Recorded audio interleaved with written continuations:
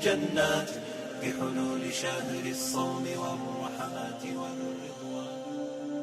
یہ social media پہ آپ لوگ بھی دیکھتے ہو کہ ایک خاتون کو وہ آٹے کا تھیلا دینے کے لیے 20 آدمی کھڑے ہیں اور وہ خاتون سر جھکا کے کھڑی ہے اور دوسری طرف آنکھوں میں چمک ہے. یہ جھکی ہوئی آنکھیں نہ جانے اپنے خدا سے وہ خاتون کیا کہہ رہی ہوتی ہے. اور یہاں نفس کے حظ کے لیے اس کو ہم نے ترغیب کا نام دیا. یہ ترغیب نہیں ہوتی، یہ تذلیل ہے غربا کی. اور ہم اکثر سڑکوں پہ دیکھتے ہیں اتوار والے دن تماشا لگا ہوتا ہے، غربا کی بیٹیاں اور بوڑھی مائیں اور بوڑھے بزرگ لائن میں کھڑے ہوتے ہیں. انہیں ٹائم 8 بجے کا دیا جاتا ہے اور نواب کا پتر 10 بجے خود آتا ہے اور سب سے پہلے وہ چائے لیتا ہے، پھر اخبار پڑھتا ہے اور وہ باہر دھوپ میں کھڑے ہیں. اچانک لائٹ غائب ہوتی ہے تو وہ ملازم پہ برستا ہے کہ ابھی تک جنریٹر کیوں نہیں چلا، مجھے یہاں گرمی لگ رہی ہے، تجھے اے سی میں بھی گرمی لگ رہی ہے. اور جو باہر غریب اللہ کی مخلوق دھوپ میں مر رہی ہے وہ تمہیں نظر نہیں آئی. اللہ ایسی سخاوت کو ایسے مخیر حضرات کے منہ پہ مارے گا.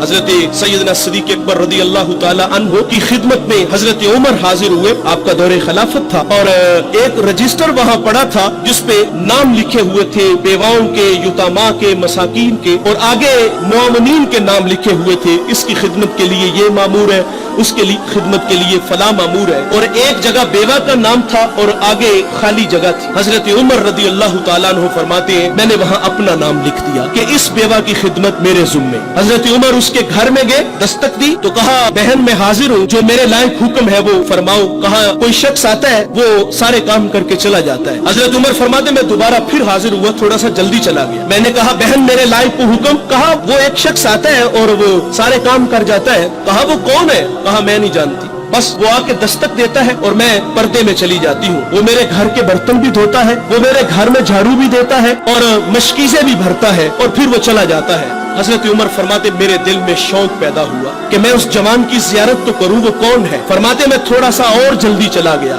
اور ایسے زاویے میں کھڑا ہو گیا جہاں سے آنے والا مجھے آسانی سے نظر آ جاتا. فرماتے ایک شخص آیا اور جب وہ دروازے کے قریب پہنچا تو میں نے آواز دی کون ہو؟ تو آواز آتی ہے امیر المومنین. اللہ اکبر. حضرت عمر رضی اللہ تعالیٰ عنہ آگے بڑھتے ہیں تو کیا دیکھتے ہیں کہ حضرت سیدنا صدیق اکبر رضی اللہ تعالیٰ عنہ کے پاؤں میں جوتے بھی نہیں. تعجب ہوا، کہا حضور جوتے ہیں نہیں یا ارادہ تن نہیں پہنے؟ فرمایا ارادہ تن نہیں پہنے. کہا وجہ؟ کہا یہ وقت لوگوں کے آرام کا ہے اور میں ارادہ تن اس لیے نہیں پہن کے آیا کہ کہیں میرے قدموں کی آہٹ سے لوگوں کی نیند میں خلل نہ پڑے. اور ابو بکر خدمت کے لیے جاتے ہیں، جذبے کیسے ہیں؟ ایسے وقت میں جاتے ہیں جس وقت میں اللہ کے علاوہ انہیں کوئی بھی نہیں دیکھتا. خدمت کر کے آتے ہیں. کیا ہمارے اندر یہ جذبے ہیں؟ اور ہم تو 500 کا نوٹ بھی دیں تو ہزاروں لوگوں کو دکھاتے ہیں، ہم آٹے کا تھیلا دیں تو ذلیل اور رسوا کر کے دیتے ہیں. اور وہ کتنے بڑے لوگ ہیں یار، خدمت کرنے کے لیے جاتے ہیں پاؤں میں جوتے بھی نہیں کہ کوئی میرے قدموں کی آہٹ کو بھی نہ سن لے. یہاں ایک توجہ یہ بھی آپ کی چاہوں گا، حضرت ابو بکر فرماتے ہیں کہ کہیں کسی کے نیند میں خلل نہ آئے میرے قدموں کی آہٹ کی وجہ سے. آج ہمسائے ہماری شرارتوں سے محفوظ نہیں. ہم نے ڈیک آن کیا، ہمسایہ صرف بیچارہ اتنا ہی کہتا یار تھوڑی سی آواز آہستہ کر لو. وہ کہتا تمہیں کیا تکلیف ہے، میرے گھر میں چل رہا تمہیں کیا تکلیف ہے.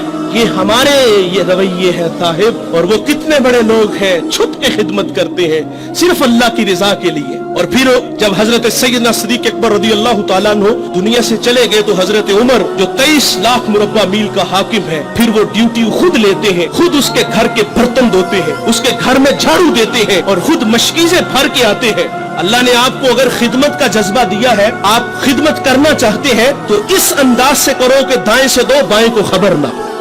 النفس الكريمة تبتغي الجنات بحلول شهر الصوم والرحمات والرضوان.